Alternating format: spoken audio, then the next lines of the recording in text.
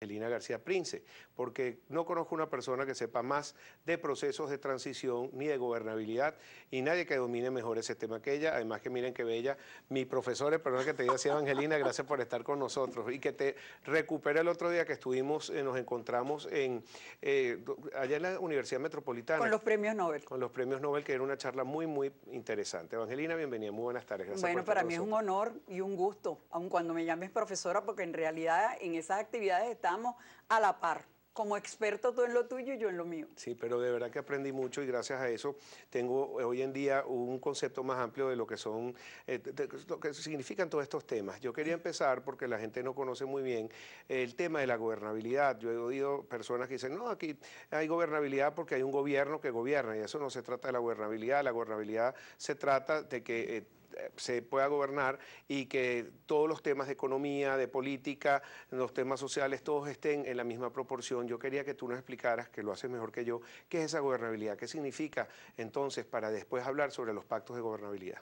Bueno, la gobernabilidad es un problema que ha venido siendo desarrollado desde hace aproximadamente unos 40 años y especialmente a partir de situaciones en las cuales desaparece un conflicto, viene un proceso de transición y hay que realizar un pacto de gobernabilidad, como ocurrió, por ejemplo, en España a la muerte de Franco, como ocurrió, por ejemplo, en Centroamérica con los acuerdos de Esquipula después de la Guerra Centroamericana. Y la gobernabilidad es una situación que no tenemos en Venezuela. En mi criterio, nosotros estamos viviendo una situación de plena ingobernabilidad. ¿Por qué lo digo? Porque la gobernabilidad tiene ciertas exigencias que son muy concretas y muy claras. En primer lugar, unas reglas de juego que todos los actores respeten. Eso no pasa aquí. Legitimidad de todos los poderes públicos, nada más que basta ver lo que pasa con el Tribunal Supremo de Justicia para darnos cuenta de que hay una ilegitimidad campante tanto en muchos aspectos del Poder Ejecutivo como del Poder Judicial. El único que está legitimado es el Poder Legislativo gracias a los resultados del 6 de diciembre. Políticas públicas eficientes, el desastre que estamos viviendo. Yo me enteré de la situación, por ejemplo, esto que tiene la prensa, no estoy hablando solamente de la escasez y de las colas, la matanza de Tumeremo, es decir, hay una ineficacia abierta de las políticas públicas, hay un irrespeto del pacto social, no podemos encontrar de ninguna manera la manera de establecer un diálogo entre poderes, una forma establecida institucionalmente para procesar los disensos. Entonces, si no se respetan las reglas de juego, si las políticas públicas no son eficientes, si no hay una manera de acordar ciertos mínimos para que la cosa marche más o menos eficientemente, pues no hay gobernabilidad. Estamos en una situación de ingobernabilidad. Qué bueno que lo defines tan claramente, porque mucha gente dice, no, aquí hay gobernabilidad, tenemos gobierno y tenemos los tres poderes. Y esto nos está afectando no solamente en la imagen venezolana, sino también en las finanzas del venezolano, nuestro proceso de transformación que yo considero que comenzó, y quería que me hablaras de eso, porque ya al haber ganado la oposición en las elecciones de la Asamblea Nacional con una mayoría de un 80% que votaron por ellas, bueno, el país quiere un cambio modelo, pero no se está llevando a cabo en la práctica. ¿Estamos o no estamos en una transición, Evangelina? Estamos en un destello de transición, pero llamar transición a un proceso donde hay un poder legítimamente constituido como es la Asamblea y enfrente de la Asamblea hay un foco de perturbación y de conflicto y hay un permanente discurso de uno de los poderes públicos que invalida permanentemente las decisiones de la Asamblea, aquí no hay transición. Las verdaderas transiciones tienen que ser transiciones acordadas mediante un diálogo, a través de un diálogo constructivo que termine en un pacto de gobernabilidad.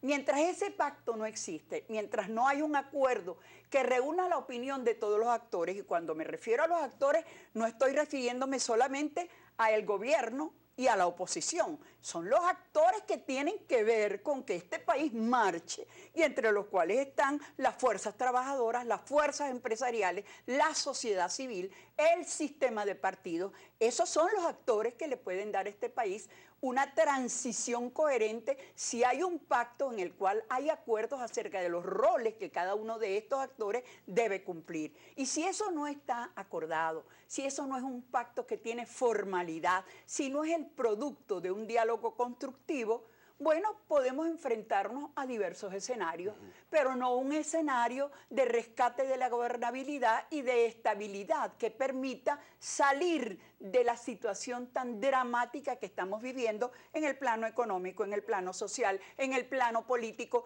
en el plano incluso del ejercicio de los derechos de la ciudadanía.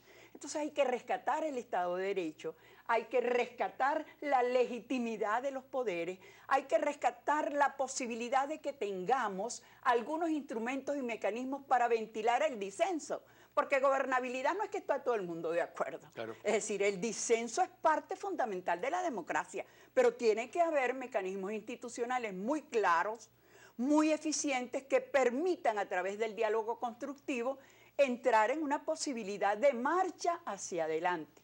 Okay. Los procesos de transición son procesos muy delicados. Quería preguntarte precisamente eso y vamos a la historia, porque así lo hayan satanizado. Nosotros tuvimos en Venezuela 40 años de democracia gracias a un pacto muy famoso, histórico, que fue la base para otros pactos como el que tú acabas de nombrar, el de la Moncloa, que fue el de España después que murió Franco. Es el pacto Punto Fijo, que gracias a su Acción Democrática, COPEI y otros partidos se pudieron poner de acuerdo y respetarse unos a otros para lograr esa gobernabilidad que tuvimos. Háblanos un poco también de ese pacto de Centroamérica. ¿Por qué es tan importante ese pacto de Punto Fijo? Tan importante el pacto de Punto Fijo que cuando se estaban preparando los acuerdos de Esquipulas, el expresidente Carlos Andrés Pérez favoreció la reunión en la isla de Contadora, en Panamá, de ciertas reuniones de expertas y expertos auspiciados por Naciones Unidas y la Unión Europea para que se prepararan los pactos de Esquipulas. Los pactos de Esquipulas tienen la característica de haber sido fundamentalmente pactos con, digamos, elementos de carácter político, a diferencia de los excelentes pactos de la Moncloa, que era un programa económico, social y político. Y el pacto de Punto Fijo es un pacto ejemplar. Fue un pacto, fue una transición que fue pactada. La salida de Unión Republicana Democrática por disenso de ese partido respecto de algunas de las políticas públicas fue una salida pacífica que fue acordada dialógicamente. Okay. Tener un pacto de transición, ¿qué factores se necesitan y cuáles serían los peligros que también pueden correr un proceso de transición? En este momento yo pienso que la situación de ingobernabilidad es tan grave que permite el estimado de varios escenarios. Escenarios que solo una transición pactada, digamos, puede dar salida a lo que es el conflicto que estamos viviendo, conflicto soterrado o conflicto abierto. Si el presidente Maduro rectificara, habría una posibilidad, pero estamos viendo que es un actor dentro de la situación que más bien genera conflicto, llama más a la confrontación. Está descartado, por supuesto, una salida militar. No hay la posibilidad de una disidencia civil, son 17 años de aguante. Lo hemos intentado, el tema de la disidencia civil, pero se confronta la disidencia civil con unas políticas de represión que han dejado demasiadas deudas, demasiadas huellas negativas, demasiadas defunciones en aras de la búsqueda de la democracia.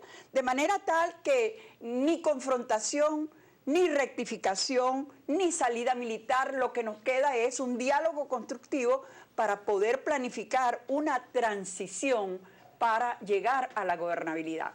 Ahora, ¿qué es lo que exige una transición? La transición, para que sea eficiente, para que sea gobernable, requiere el acuerdo. ¿Por qué requiere el acuerdo? Requiere el acuerdo simple y llanamente porque una transición no es un proceso definitivo. Y entonces hay dos elementos que van a jugar en esa transición. Por una parte, el comportamiento de los actores.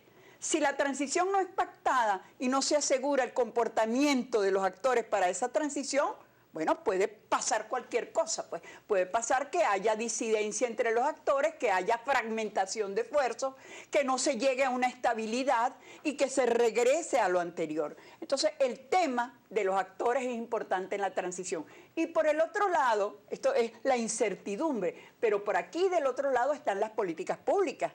Y no veo yo hasta este momento que haya un programa acordado que nos permita, bueno, después de Maduro, ¿qué?